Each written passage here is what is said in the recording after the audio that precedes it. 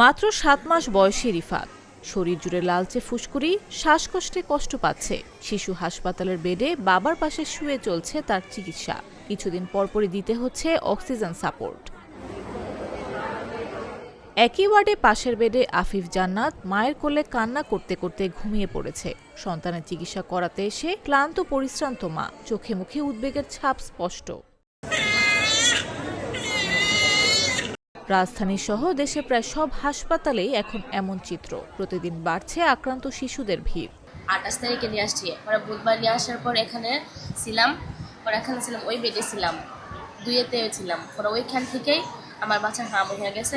আমরা আগে নিয়ে আসছি, এখানে আসার পর র্যাশ আসছে বাচ্চার শরীরে, তখন বোঝা গেছে যে হাম হয়েছে। এখানে আসার পর আমরা আগেই আসছি নিউমোনিয়ার সমস্যা নিয়ে। বাচ্চা 9 মাসের যে সময় ছিল হামের টিকা শুরু হয়েছে, ওই সময় আমরা টিকা কেন্দ্রে গেছি যে এই মাসে টিকা আসে নাই, আমাকে ডাক্তার বলছে। তার আমরা বাড়িতে এসে বলছি, এর পরের মাসও গেছি, পরের মাসও আসে নাই, তারপর আর দেওয়াই হয় নাই বাচ্চার টিকা। জ্বর, সর্দি, কাশি, চোখ লাল হওয়া এবং শরীরে লাল ফুসকুড়ি, এই উপসর্গ নিয়ে চিকিৎসা নিতে আসছে শিশুরা। যদিও শুরুতে চিকিৎসা পেতে কিছুটা ভোগান্তি ছিল, এখন পরিস্থিতি কিছুটা স্বাভাবিক হয়েছে বলে জানান অভিভাবকরা।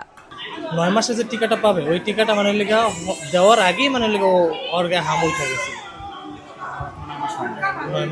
9 মাস হয়েছে, মানে 9 মাস 24 তারিখে মানে টিকা দেওয়ার ডেট ছিল, 24 তারিখের আগে, মানে ঈদের একদিন আগে এখানে ভর্তি।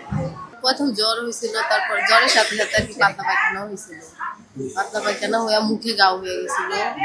তারপর হসপিটাল লাইনে ভর্তি করছি। তারপর জ্বরের 4 দিন পরে আর কি এই শরীরে র্যাশ উঠছে। এখন আল্লাহর রহমত সুস্থ আছে। সরকারি টিকাদান কর্মসূচির আওতায় 9 থেকে 15 মাস বয়সী শিশুদের হামে টিকা দেওয়ার কথা থাকলেও বাস্তবতায় রয়ে গেছে বড় ফাঁক।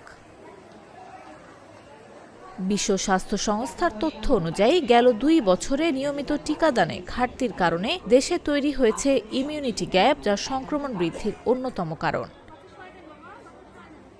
চিকিৎসকরা বলছেন, হাম অত্যন্ত সংক্রামক। একজন আক্রান্ত শিশু থেকেই দ্রুত ছড়িয়ে পড়তে পারে অন্যদের মধ্যে। তাই সংক্রমণ ঠেকাতে সবচেয়ে কার্যকর উপায় টিকাদান নিশ্চিত করা। মিজলস অসম্ভব ছোঁয়াচে, তো মিজলস রোগীগুলোকে যদি আমরা জেনারেল ওয়ার্ডে ভর্তি দিই, তাহলে সেক্ষেত্রে স্প্রেড অফ ইনফেকশন বা ইনফেকশন ছড়ানোর ঝুঁকিটা অনেক বেশি। যে কারণে স্যারদের এবং ঊর্ধ্বতন কর্মকর্তাদের ডিসিশন মতে এই ওয়ার্ডটাকে আইসোলেট করে ফেলা হয়েছে। বিশেষজ্ঞদের মতে এখনই সমন্বিত পদক্ষেপ না নিলে পরিস্থিতি আরও ভয়াবহ হতে পারে। তাই টিকাদান জোরদার, সচেতনতা বৃদ্ধি এবং দ্রুত শনাক্তকরণ, এই 3টি এখন সময়ের দাবি। নিউজ ডেস্ক, জাগো নিউজ।